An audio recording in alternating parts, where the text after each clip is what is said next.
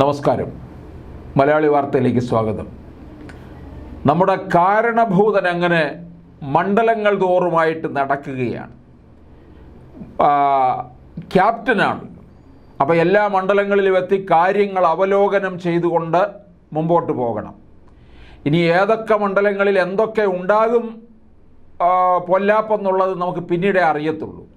വടകരയിലെങ്ങാനും ചെല്ലുമ്പോൾ ചിലപ്പോൾ കുലംകുത്തി എന്നെങ്ങാനും ആരെയായിരിക്കും വിളിക്കാൻ പോകുന്നത്? കെ രമയെ തന്നെ. പണ്ട് ടി ചന്ദ്രശേഖരനെ വിളിച്ചെങ്കിൽ ഇനി കെ രമയെ വിളിക്കും. കഴിഞ്ഞ ദിവസം കൃത്യം 10 മണിക്ക് വാർത്താ സമ്മേളനം അവസാനിപ്പിച്ച് മാധ്യമപ്രവർത്തകരുടെ ചോദ്യങ്ങളോട് പ്രതികരിക്കാതെ കാരണഭൂതൻ അങ്ങനെ പൊക്കൊണ്ടിരിക്കുകയാണ്.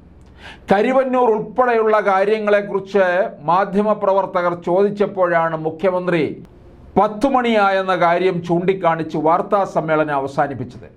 ഒറ്റ കാര്യവും ഇനിയില്ല, 10 മണി വരെയാണ് നമ്മൾ വാർത്താ സമ്മേളനം നടത്തുക എന്ന് പറഞ്ഞു.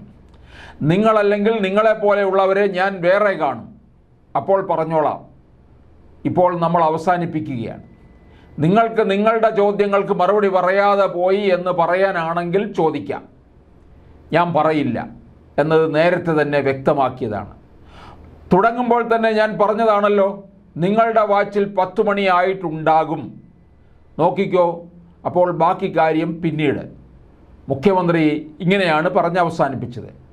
EDയുടെ നടപടികളെക്കുറിച്ച് ആവർത്തിച്ച് ചോദിച്ചിട്ടും മറുപടി പറയാൻ കൂട്ടാക്കാതെ മുഖ്യമന്ത്രി പോകുകയായിരുന്നു.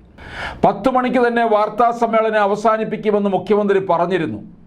റിയാസ് മൗലവി വധക്കേസുമായി ബന്ധപ്പെട്ട ഒറ്റ ചോദ്യത്തിന് മറുപടി പറഞ്ഞു കഴിഞ്ഞതോടെ 10 മണിയാകുകയും വാർത്താ സമ്മേളനം അവസാനിപ്പിക്കുകയുമായിരുന്നു. ഈ കേസിൽ സർക്കാർ നടപടികൾ വളരെ കൃത്യമായി വിശദീകരിച്ച മുഖ്യമന്ത്രി വിധി ഞെട്ടലുണ്ടാക്കിയെന്ന് മാത്രമാണ് പറഞ്ഞത്.